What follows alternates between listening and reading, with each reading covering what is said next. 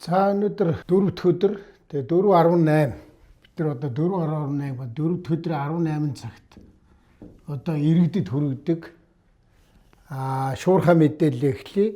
79961111 гэдэг утсанд Алтан үеийн ажлын албанд бол иргэдээс ирсэн саналын тухай ярина. За мөн одоо 70173203 утсанд бол манай сонгон хайрхны иргэд сонгон хайрхан дүүргийнхээ асуудлуудыг уламжилж байгаа тэндээсэн хүмүүс хариу өгж байгаа. За өнөөдөр 1 сарын 16-ны өдөр за энэ намраас хойш иргэдийнхээ одоо саналыг сонсоод энэ шуурхайгаа бол 17 дахь удаага хийж байгаа. За өнөөдөр би 3 асуудал хөндөнө. Хөндөд их юу байх вэ? Одоо уулаасаа энэ ирж байгаа энэ асуудлуудыг ингээ харахаар дахиад нэг утааны асуудал номер 1 байна. Тэгээ яг улсын хурал дээр 2 сарын эхээр одоо утааны сонсгол хийх гэж байгаа. За тэр сонсголд би бас идэвхтэй оролцсон. Наанч би утааны тухай ярина. Ер нь утаан дээр бол утаа гэхээс илүүтэй энэ утаа гараад байгаа шалтгаан чинь түлш байгаа шүү дээ. Тийм учраас энэ түлшнийхээ асуудлыг л ярих ёстой. Нүүрс хүчлийн хийг нэгдүгээрт ярих ёстой. Хоёрдугаарт нь бол хөхөрлөг хийг ярих ёстой.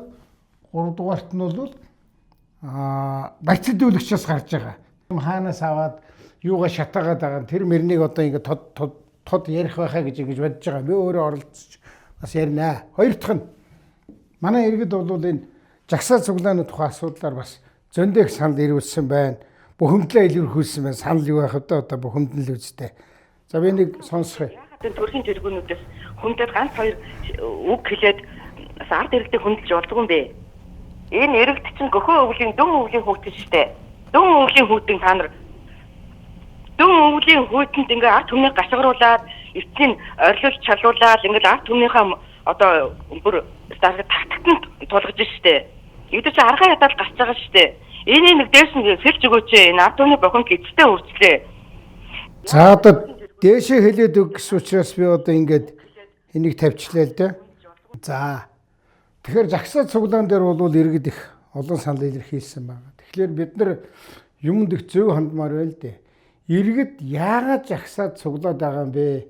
Манай Монголын нийгэмд иргэдийн өмнө аж ахуйн нэгжийн өмнө асуудлууд байна уугүй юу гэдгээ бодох ёстой болохоос биш хэн яаж зохион байгуулад байгаа юм гэдэг дээр илүү их ач холбогдол өгöd байх шиг харагдах юм. Манай нийгэмд бол одоо өнөөдөр асуудал байна уу байж штэ. Нэгдүгээрт нь бол энэ ядуурлын асуудал байна. Юмны үнийн өсөлт байж байна. Хоёрдугаарт нь аж ахуйн нэгжүүд чинь одоо хэвээ ажиллаж чадахгүй нийгмийн даатгалын шимтгэр татвар дарамтанд одоо ингээд иргэдийг ажилтаа болгох чадахгүй ингээд хүндэрсэн зөндөө олон асуудлууд байна. Энэ асуудал дээр засгийн газар маань одоо өөрснөө шийдвэрээ гаргаад иргэдийнхээ яриад байгаа юмыг одоо тодорхой тооны төлөөлөгчдийн авдаг юм уу эсвэл гарч ирдэг юм уу тэгээд сонсоод арга хэмжээ авах нь зүйтэй. За 3 дахь асуудал бол энэ өнөр сургууль гэдэг нэг сургууль байгаа. Энэ баг 7 сарын 1-ээс эхлээд өнгөрсөн ярьсан энэ 24 оны. Одоо 25 оны 1 сарын 16-ны өдөр байхгүй. Бүтэн ингээд 5 сар явж гэн ерөөсөө шийдэгдэггүй. Юу шийдэгдэхгүй байгаа вэ гэхээр за одоо тэнд өнөр сургууль нэг ийм одоо хүүхдүүд нь багтахгүй байх гээд нэг байшин аваад 1 жил түрээсээр хүүхдүүдэд оруулж хичээл хийлгсэн. Эцэгчүүд нь тэрнийг болохгүй юм байна. Хүүхдүүдийн эрүүл ахуй таарахгүй байна.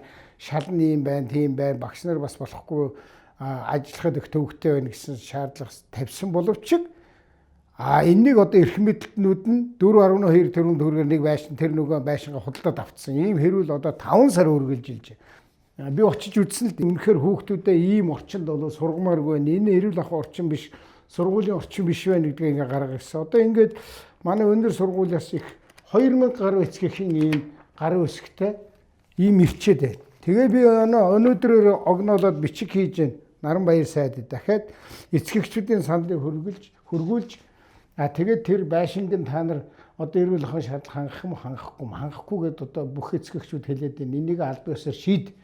Тэгээд одоо ингээ хэрэлдэж идэл чинь намар хичээл эхлэх бол чинь тэгэхээр тэр хүүхдүүдийг дахиад дараагийн жил хаана одоо ингээ чихэлдүүлээд байх юм уу?